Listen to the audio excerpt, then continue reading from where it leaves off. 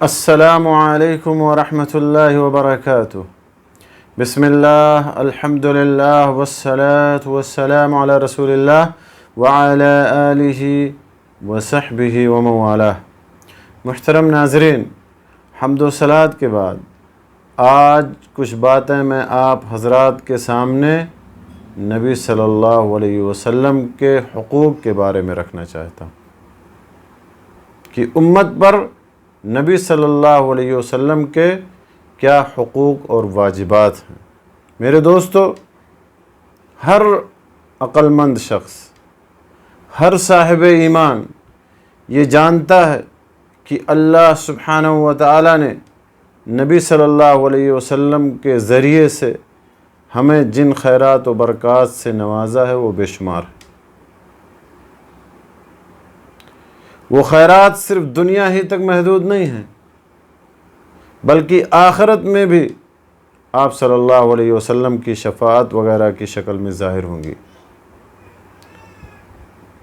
اور یہ چیز جان لینے کے بعد ہر صاحب بصیرت، ہر صاحب عقل اس بات کا اعتراف ضرور کرے گا کہ اللہ سبحانہ و تعالیٰ کے بعد سب سے زیادہ اور سب سے بڑا حق اگر کسی کا ہے تو وہ اللہ کے رسول صلی اللہ علیہ وسلم کا حق ہے۔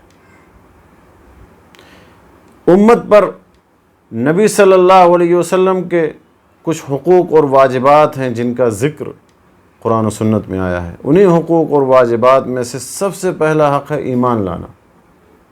نبی صلی اللہ علیہ وسلم کا سب سے پہلا اور سب سے بڑا اور سب سے اہم حق یہ ہے کہ آپ کو اللہ کا رسول مانا جائے، آپ کی لائی ہوئی تعلیمات اور ہدایات کو دل و جان سے قبول کیا جائے، اور آپ کو اس دنیا کا آخری نبی اور رسول تسلیم کیا جائے۔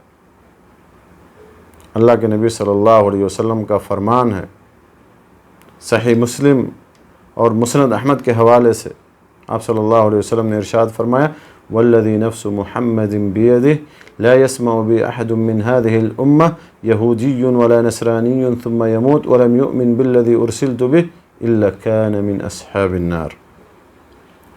آپ نے فرمایا کہ اس ذات کی قسم جس کے ہاتھ میں محمد صلی اللہ علیہ وسلم کی جان ہے، اس امت کا کوئی بھی شخص خواہ یہودی ہو یا نصرانی میرے بارے میں سن لیتا ہے، پھر مر جاتا ہے اور میری لائی ہوئی تعلیمات پر، میری لائی ہوئی شریعت پر ایمان نہیں لاتا تو وہ جہنمی ہے۔ تو سب سے پہلا حق ہے آپ کا، سب سے بڑا حق ہے آپ پر ایمان لانا۔ اور آپ صلی اللہ علیہ وسلم پر ایمان لانے کے مفہوم میں یہ چیزیں بھی داخل ہیں، جیسے کہ نمبر 1 آپ کی بتائی ہوئی خبروں کی تصدیق کرنا، نمبر 2 جس چیز کا آپ حکم دیں اس میں آپ کی اطاعت اور فرما برداری کرنا، نمبر 3 جس چیز سے آپ روک دیں اس سے رک جانا، اس سے اجتناب کرنا، نمبر 4 آپ کی لائی ہوئی شریعت کے مطابق اللہ تعالیٰ کی عبادت کرنا، آپ کی سنت کے مطابق اللہ تعالیٰ کی عبادت کرنا۔ یہ آپ پر ایمان لانے کے ضمن میں یہ چیزیں داخل ہیں۔ دوسرا حق امت پر نبی صلی اللہ علیہ وسلم کے حقوق میں سے دوسرا حق ہے محبت کرنا۔ نبی صلی اللہ علیہ وسلم کا ایک حق میرے دوستو یہ بھی ہے کہ آپ کی اطاعت اور فرما برداری محبت کے جذبے سے کی جائے۔ آپ صلی اللہ علیہ وسلم نے کیا فرمایا؟ لا یؤمن احدکم حتی اکون احب الیہ من والدہ وولدہ وفی روایت انس زیادہ والناس اجمعین۔ صحیح بخاری اور صحیح مسلم کے حوالے سے یہ حدیث ہے کہ تم میں سے کوئی شخص اس وقت تک مومن نہیں ہو سکتا جب تک کہ میں اس کے نزدیک اس کی اولاد، اس کے والد اور دنیا کے تمام لوگوں سے زیادہ محبوب نہ بن جاؤں۔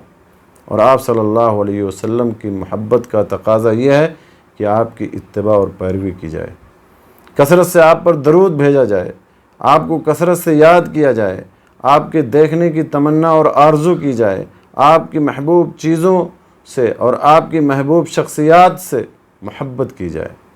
تو میرے دوستو یہ دوسرا حق ہے آپ صلی اللہ علیہ وسلم سے محبت کرنا، اور محبت کا تقاضا یہ۔ تیسرا حق ہے میرے دوستو تعظیم اور توقیر کرنا۔ نبی صلی اللہ علیہ وسلم کی تعظیم کرنا، نبی صلی اللہ علیہ وسلم کی توقیر کرنا بھی آپ کے حقوق میں داخل ہے۔ اللہ سبحانہ و تعالیٰ نے کیا فرمایا؟ انا ارسلناک شاہدا وبشیرا ونذیرا لتؤمنوا باللہ ورسولہ وتعزروہ وتوقروہ وتسبحوہ بکرۃ واصیلا۔ آپ صلی اللہ علیہ وسلم کی تعظیم اور توقیر میں یہ بات بھی داخل ہے کہ آپ کے فرمان کی، آپ کی احادیث کی تعظیم کی جائے، آپ کی سنت مبارکہ کی تعظیم کی جائے، آپ کی مسجد کی تعظیم کی جائے۔ آپ صلی اللہ علیہ وسلم نے جن چیزوں کا حکم دیا ہے ان کی تعظیم کی جائے۔ تو میرے دوستو، یہ تیسرا بڑا حق ہے نبی صلی اللہ علیہ وسلم کے حقوق میں سے، امت پر نبی صلی اللہ علیہ وسلم کے حقوق اور واجبات میں سے تعظیم اور توقیر کرنا۔ چوتھا حق ہے میرے دوستو، امت پر نبی صلی اللہ علیہ وسلم کے حقوق میں سے چوتھا حق ہے کہ آپ کا دفاع کرنا، آپ کی مدد کرنا۔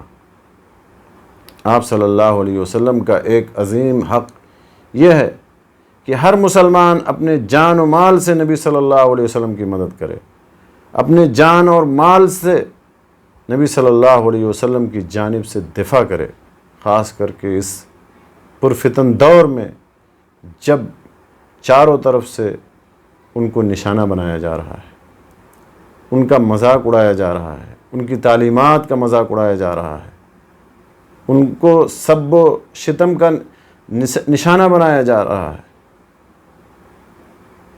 ان کو برا بھلا کہا جا رہا ہے۔ تو ایسے دور میں اور ایسے وقت میں ہر مسلمان پر واجب ہے کہ وہ اپنی جان سے اور اپنے مال سے نبی صلی اللہ علیہ وسلم کی جانب سے دفاع کرے۔